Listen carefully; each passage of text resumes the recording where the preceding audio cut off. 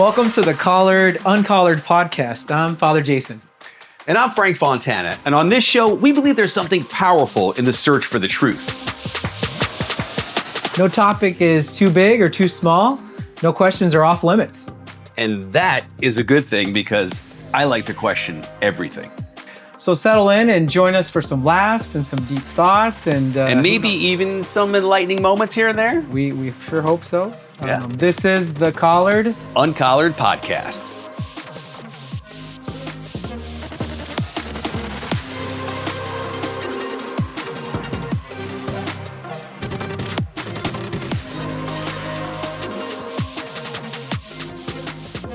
Can I ask you a question? Yeah, what's going on?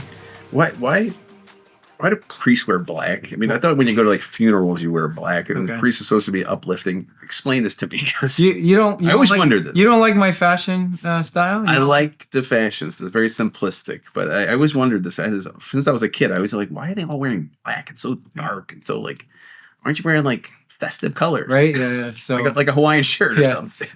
So we have, it's all black except for the white. Yeah. Here. What does that represent? So we talked about poverty before. So the 3 vows we take: poverty, chastity, and obedience. Poverty technically is the color, that you've sort of given up the world, you die to yourself. Right. You're a missionary of God type thing. The chastity is the collar. So Okay. all right. So this is chastity. Yeah. This is the ball and chain, basically. Yeah, ball and chain, like your ring. And then obedience, like I'm not wearing it right now, but normally I wear a cassock. Yeah. So the sash or the belt Yeah. represents the sort of that vow of obedience. So, Yeah. but yeah, you ask about the black. Like black is the symbol of death. So, as a missionary priest, like one of the early things you do is learn how to die. Like we got that spiritual boot camp the first few years in we call it novitiate. And they literally teach you in a healthy way, voluntarily, how to die. So the spiritual death. Spiritual death. Yeah. Yeah. So death to your sort of your personal preferences, your personal way of seeing things. Yeah. Death to your family, death to yourself, your future. But you're doing it voluntarily. Yeah. So that you can be the most efficient missionary. Yeah. So that they can send you to whatever country. They can, you have that mindset of learning new languages. It's like, in America we do it this way. Well, forget it. We're in Nigeria right now.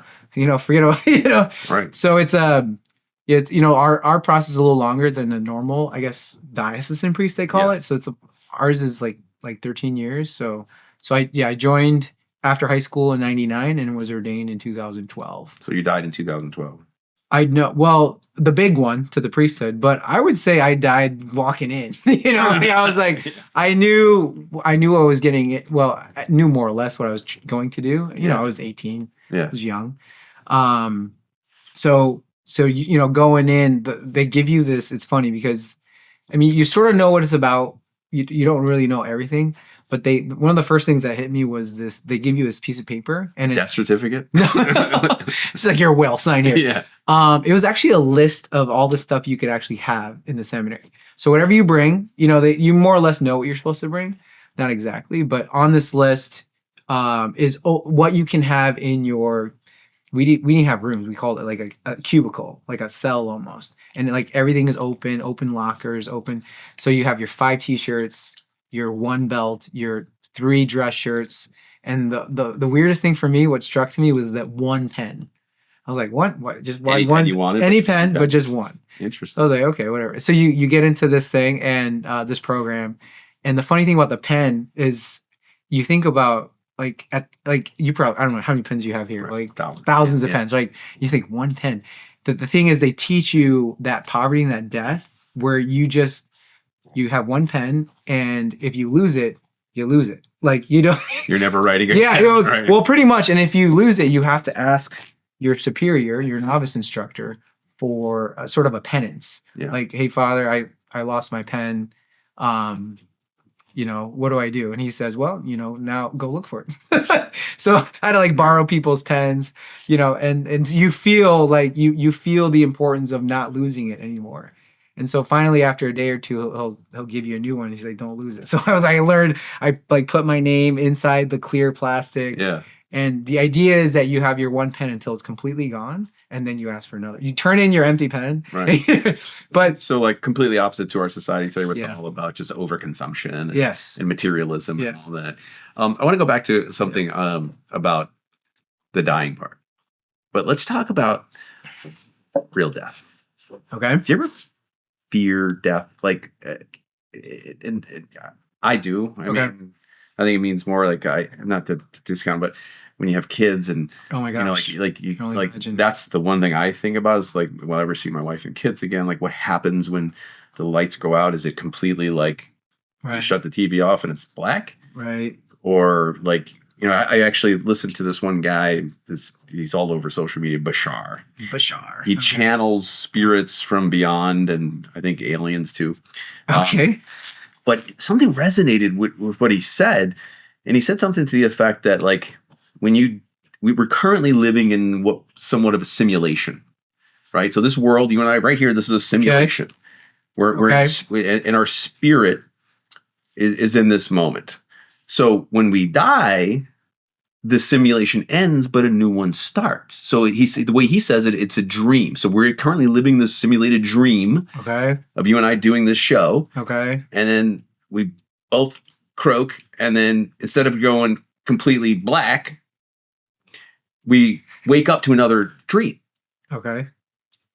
As weird as that sounds, that feels way better than going, 6 feet under the earth and getting buried, or even like going up to the pearly gates and, like seeing God in some way, because then like that's finite in the end too. It's like you're been pulled away from your family. But if I was to wake up in a new reality and maybe in that reality I still have my children, or I so what's your thoughts on that? Yeah, I mean that's a lot. That's a lot. So Okay. yeah, oh my gosh. I think he's scared of the theme too. He So, is. yeah. Hey Leo. Relax, buddy. Maybe we should switch topics because he's so nervous. Relax. Okay. So just to understand a little bit of what you're presenting, is it what gives you the peace? Is it a little bit of that concept of like waking up to a new dream, almost like a reincarnation concept? Yeah. A little bit of that. Totally. That gives you that peace, right? Absolutely. The idea that it's just not over. Yeah. Or I have to be up in heaven waiting for my, family to come and meet me, or Right. see my, grandmother up there and all that stuff.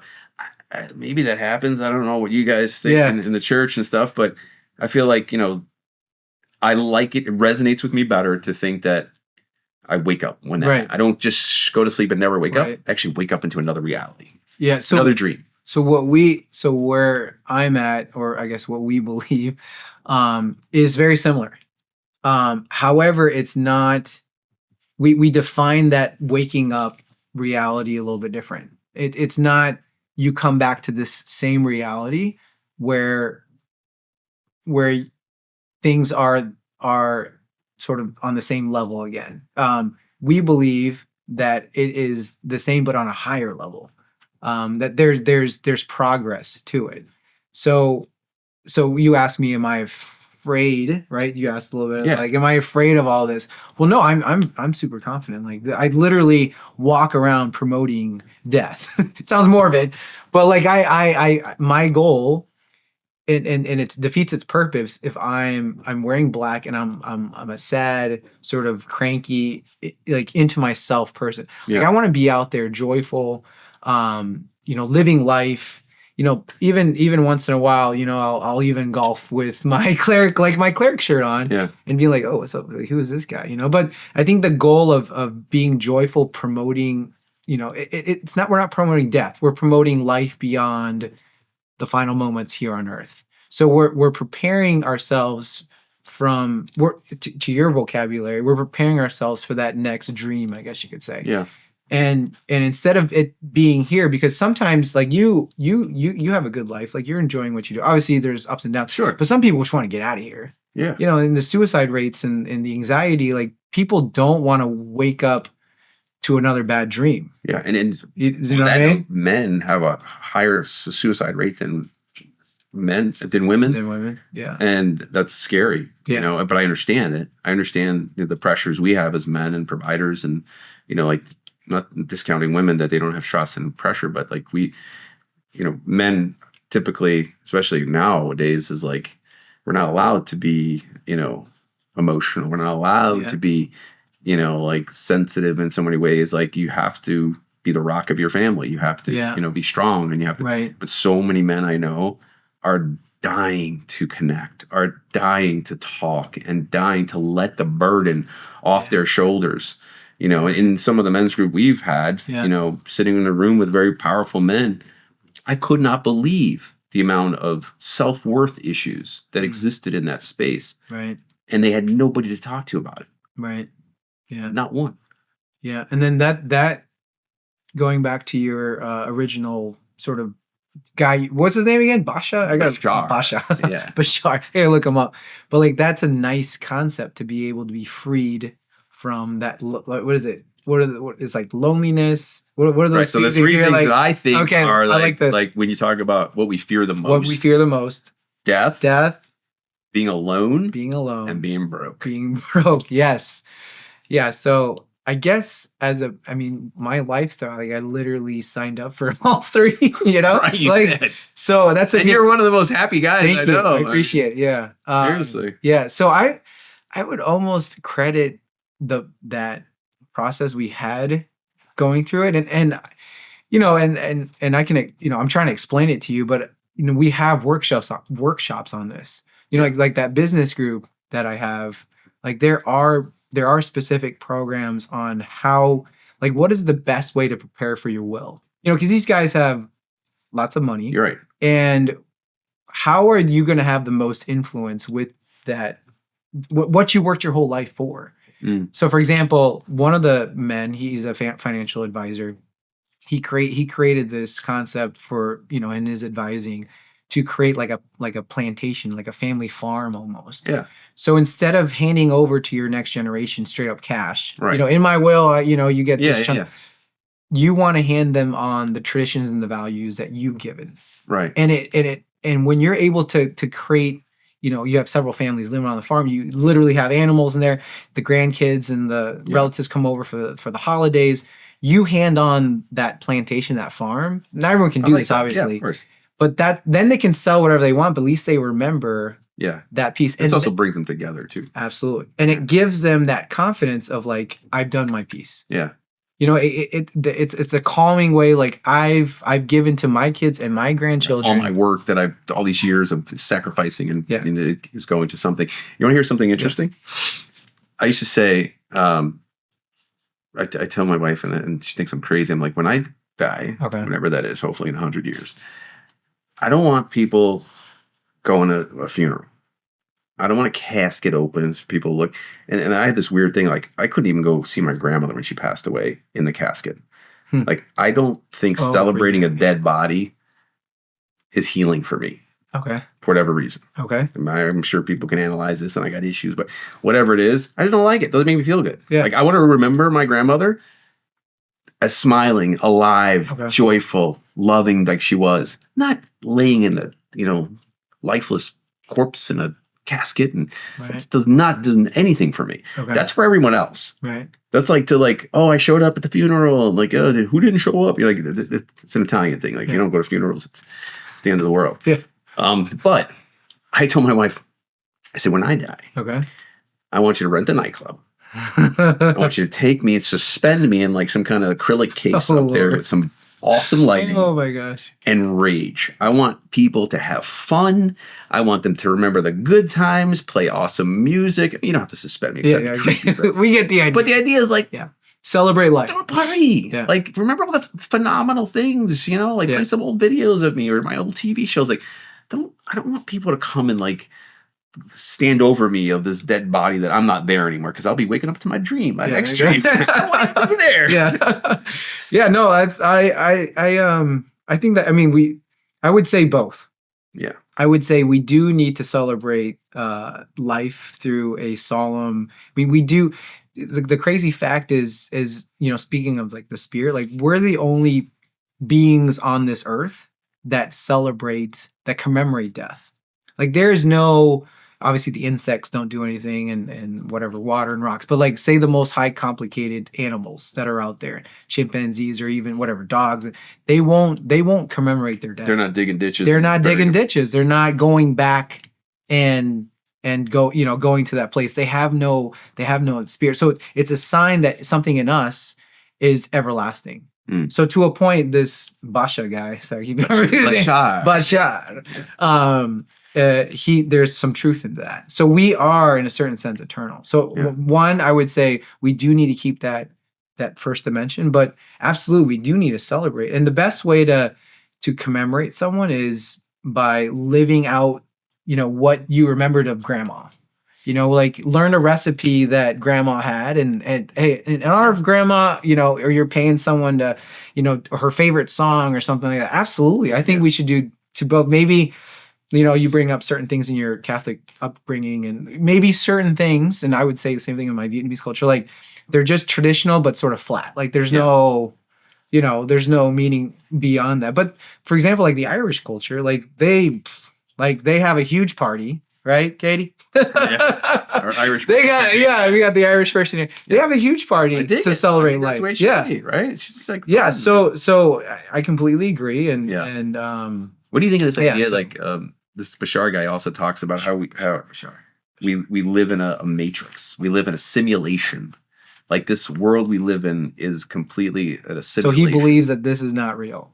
A lot of people believe that we're in a simulation. But how is it just a theory? Like how does he prove that? Because when you wake up from there, then you can keep waking up like infinitely. And then what is real? So I would like to ask Bashar, right? Yeah. What is reality for him? Because if it is just a dream, like dreams are there's no ethics in dreams. You can do pretty much whatever you want and it's okay.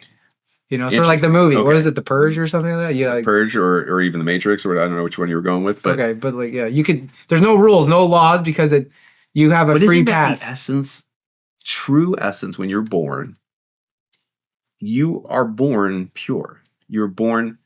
Right, we just went from death to life now. Okay. So you're born pure. You're born without input. Right. So you're at you're just a being at that point. Yeah. A blank slate, tabula rasa, they call it. So what happens next?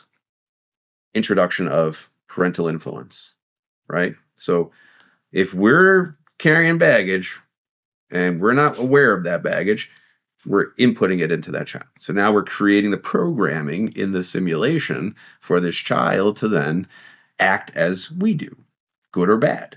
Then beyond that, when they're old enough, they start to consume. They start to consume social media. They start to consume commercials. They start to television, all these things that also add to the programming of who they end up becoming. So in essence, they're a computer system that's being programmed to act and be in a certain way in life. But so I don't know if I cut off your idea, but I want to just add, and this might be an answer for you personally, is like we did talk about before, sort of those three pillars of renewal, right? Professional life,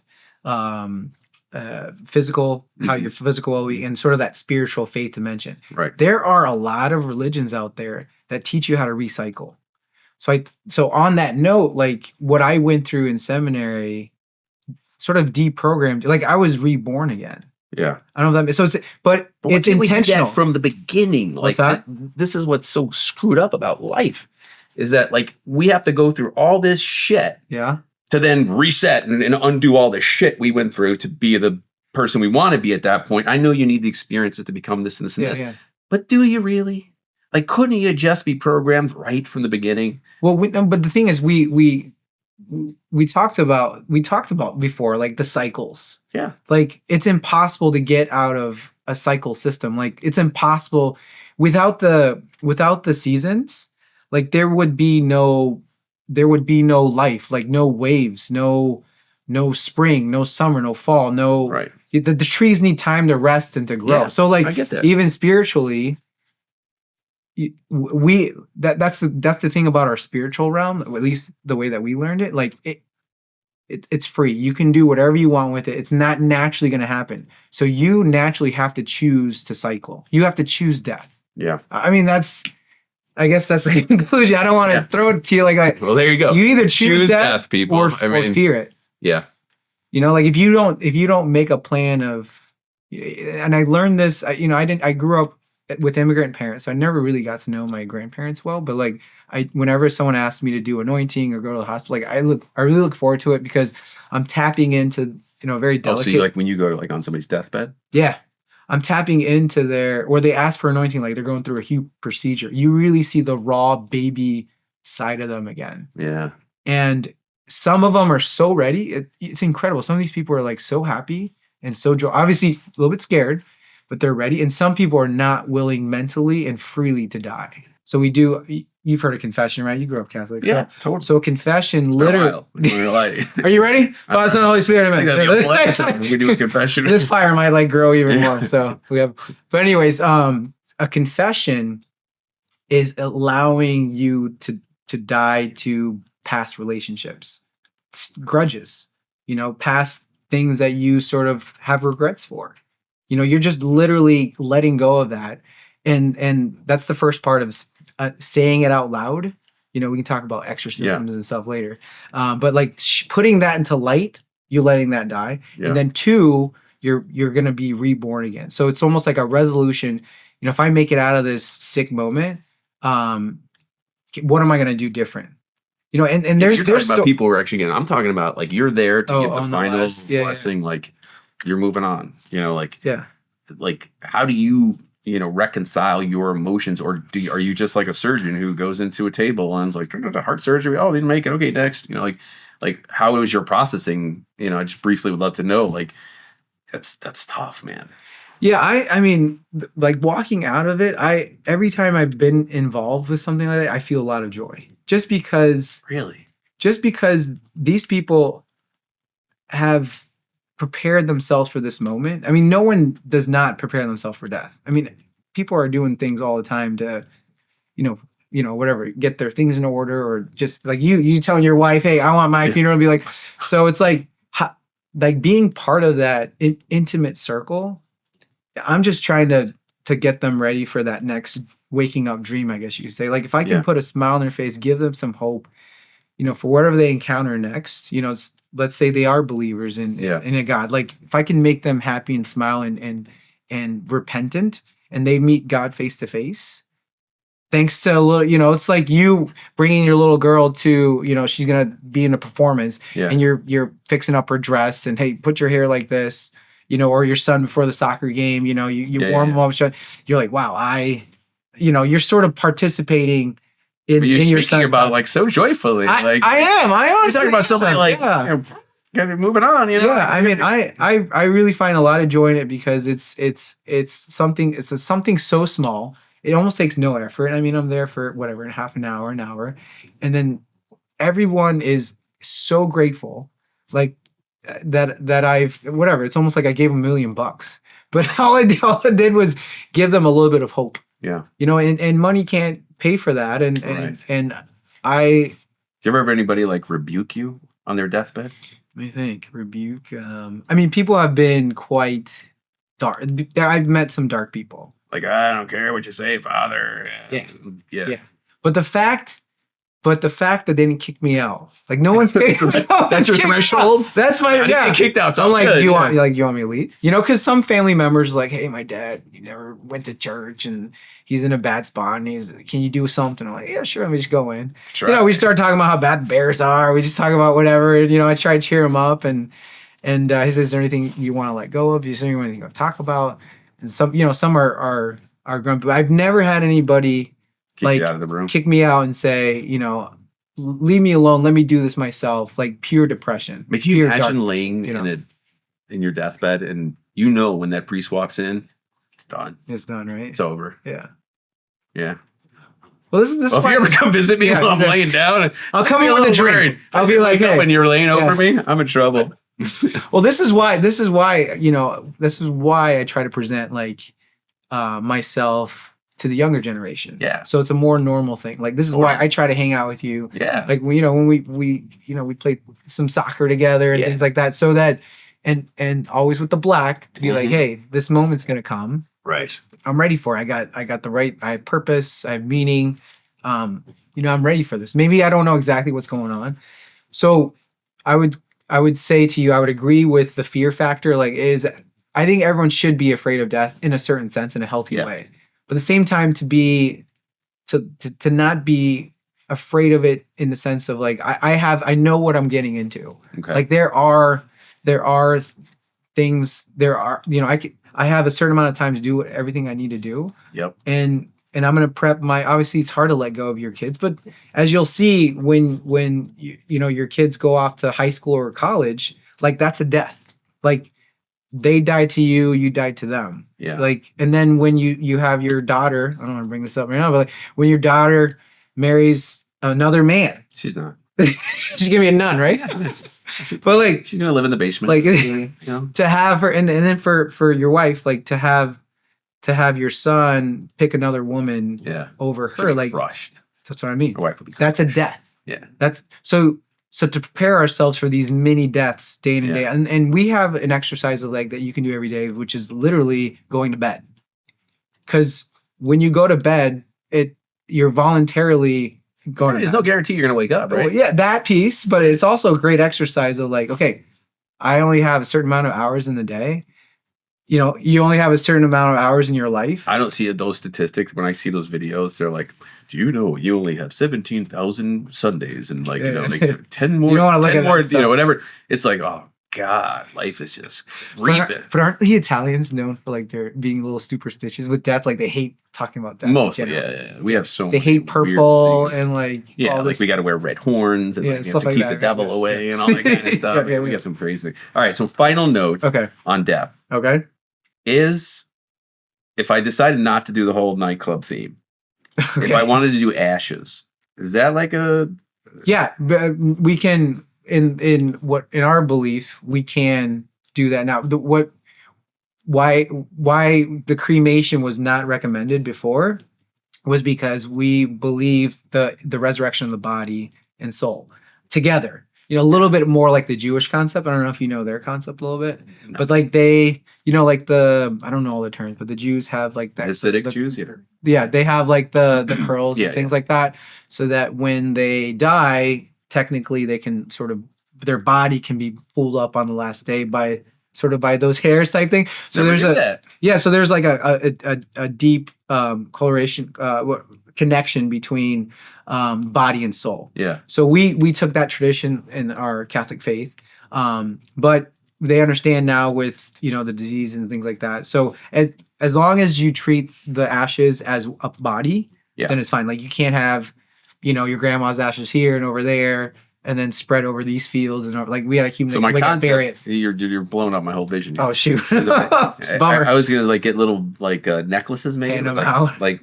the screw vials, and they're like people usually use for like cocaine and stuff. But I would have my ashes in there and give them out to your kids, and I'd put them like in little chains, and then I'd put some on the man. So basically, I just can't do that. So I mean, I understand the concept that you want to be remembered. I want to be kept next to their heart. Like that's really the idea of it. It's like if. It's that where you actually literally have a piece of me with you, or I'm going to be like in the ground. Yeah, but but if you believe it like that, you believe your existence is more of your body than your spirit. I mean, you believe in a spirit, right? Totally. So we believe in body and spirit. But however, when you die, we believe that the spirit is you. I don't know if that makes sense. And on the last day, you get like go and go into our next simulation. A little bit, yes. And then we believe on the last day you're gonna get a new body back. So we're gonna because humans will always have some type of body. Like, this is what we believe. Angels don't; they're all spirit. But like we believe in like a glorified body. So like imagine a Frank. So many questions, and we don't have time to get into this because what happened to the whole like, oh, the spirit flies up to the heaven, and you meet God and all that stuff. You just counteracted that whole thing right there. No, well, it's to the Bashar guy. Like we enter in a new dimension. But then you said a new body too. a new spirit. We don't understand. Like we don't understand what dimension that is. Yeah. But that's our faith. That's what we believe. Moral of the story is we all don't know what the hell's gonna happen. We don't know what's gonna happen, but it's good. Yeah. It's nothing to be afraid of in the sense of we should just avoid death no matter what. We should just prepare for it. Great. Open mindset. Let's end on agreeing on that. Okay. All right. Let's agree. Good stuff. What a great episode. Wow. That was pretty deep. A lot of themes covered there, but I think the goal we were trying to reach was how to appropriately face death. It's a big topic. It's something scary, but when we see it linked to the four eternal truths, right? There were death and then judgment, heaven and hell. In the end, it's truly about a relationship. So when we know who we're going to meet, it makes it a lot easier. And being that we have that relationship, it's going to allow us to have a proper behavior, right? So it's just like meeting your dad. You know how you should behave. You know what's going to make him proud. So that's our topic, and hopefully you have a little more peace listening to how we talked about today. God bless you.